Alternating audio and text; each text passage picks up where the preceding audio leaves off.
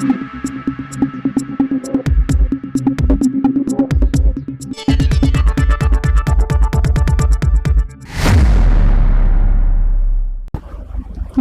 সময় বাংলা সংবাদে আপনাদের স্বাগত। আপনাদের সাথে আমি প্রীতি। দেখে নেব আজকের বিশেষ সংবাদ। রাঙামাটি ক্যাম্পাসে বিদ্যাসাগর শিশু নিকেতনের প্রথম রক্তদান শিবির, সাড়া ফেলল মানবিক উদ্যোগ। 18 এপ্রিল 2026 তারিখে বিদ্যাসাগর শিশু নিকেতন ইংরেজি মাধ্যম বিদ্যালয়ের উদ্যোগে এবং Medinipur district voluntary blood donors ফোরামের সহযোগিতায় বিদ্যালয়ের রাঙামাটি ক্যাম্পাসে একটি স্বেচ্ছায় রক্তদান শিবিরের আয়োজন করা হয়। সংগৃহীত রক্ত মেদিনীপুর মেডিকেল কলেজ এবং হসপিটালে ব্লাড সেন্টারে জমা দেওয়া হয়।